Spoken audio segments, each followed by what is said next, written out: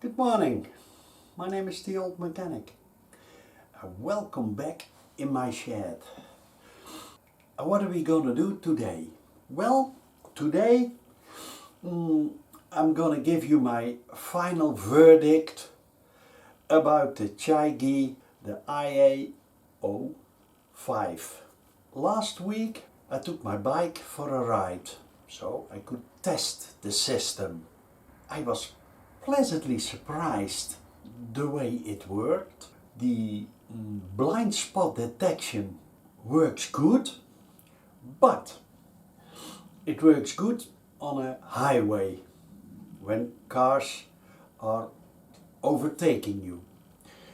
When you're driving on a road with 2 lanes, then it gives a constantly warning when a car passes you by. I fiddled a bit with the settings, but one setting was too itchy. I hope that's the right word. It triggered the red stripe way too easy. And the other setting, it didn't trigger that good. So I would like to see more settings, perhaps a slider where you can try what works best for you. Then the remote control. For me, it didn't work that good. Now, you can only jump to sudden buttons, but it's too distractive when you're driving. Then it's far more easy to touch the screen, and that works good with your gloves on, but with my gloves on I had to hold it for just a second, and then it did what it's supposed to do. Yeah, so the buttons on top works great. That's good stuff.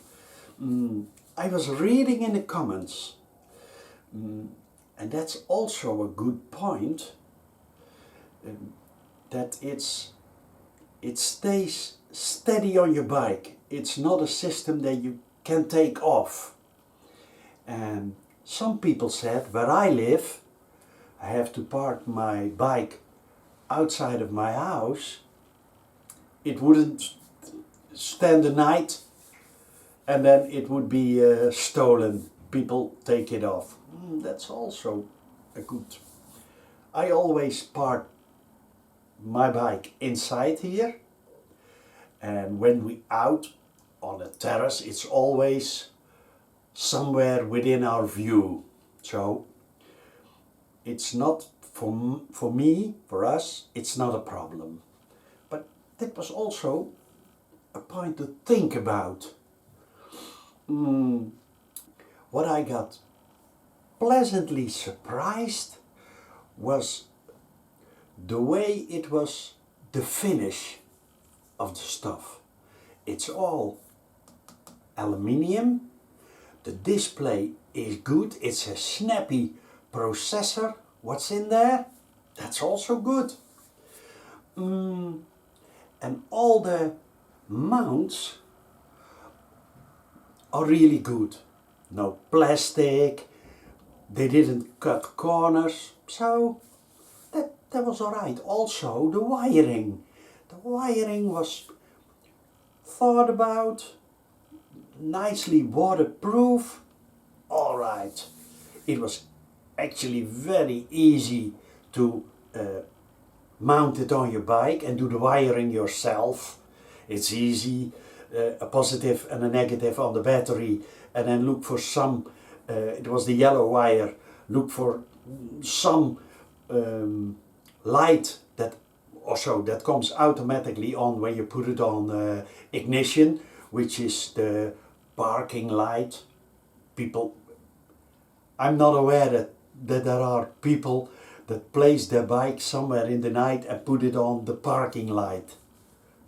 the parking light on and then get your key and then the lights are working, you know. Because when you come back after 2 hours, your battery may be flat, dead. I liked the tire pressure monitoring system. That's, if you don't have it on your bike, that's an option I think I would buy. Yeah, maybe. Yeah. It's not that important. I drove until my Beamer. I drove motorcycles, Hondas, Kawasaki. Ja, dat was het. Hondas en Kawasaki's. And I never had a tire pressure warning system. I still got to this day. So, but these days, with the technology we have, take it. What I also like is Android Auto. It connects to your phone. You can use all kind of apps, but they have to be made specially for Android Auto. I like it when you get a WhatsApp while you're driving. You get a message, a short message in the top of your screen. Well, I like that too. Another thing what makes me decide to keep this one on my bike and not go back to my TomTom is it has Google Maps. And Google Maps is very updated, it's easy to work with. When you somewhere on the road and you want to find a nice terrace or a hotel, yeah, it's Google. You can also do it voice controlled, which is great. The downside of Google Maps or Waze is that with Google Maps you actually can't make a round trip, so to speak. You could do it, but when you go from your first stopping point riding to your next, you have to press on the screen as it asks you. It says something like you reached your destination, would you go to the following destination? So you have to tap on the screen. But I'm sure in time there are free apps that you can drive a nice route. I'm sure in time someone jump in that hole. Then guys, another thing is you have two cameras in the rear and in the front. And they both were good. But if you go on holiday, driving through the mountains, and what I always did with my previous cam,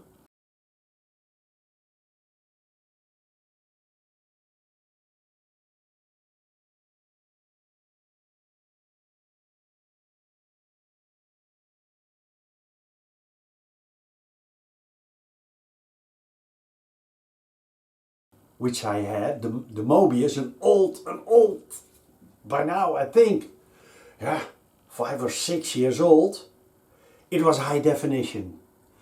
With a frame FPS, frames per second of, what was it?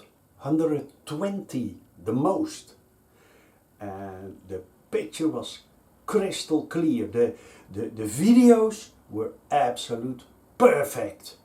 I'm gonna add a few videos.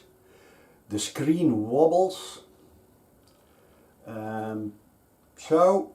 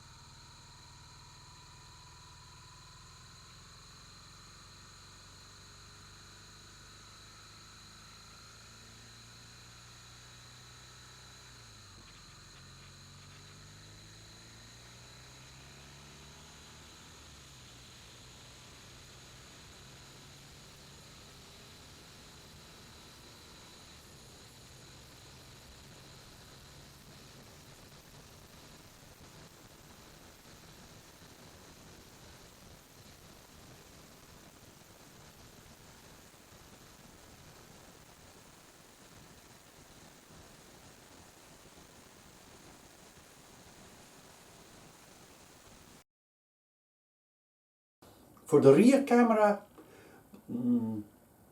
that's not such a problem for me. But the front camera, I'm sure in time I'm gonna exchange it for a much better one. Or maybe CHIGEE watch my video and they unlock the higher quality of the camera, which I'm sure it has. It's a Sony, but it's capable of much better performance. It costs more of your SD card. It writes down bigger files. Another thing, you can download with your Wi-Fi at your phone, download the videos, but it takes some time. When you ride a whole day and you're gonna download all the videos to watch it on your computer, big screen, then it takes a while. So if the front camera these days, this one, was equipped with an extra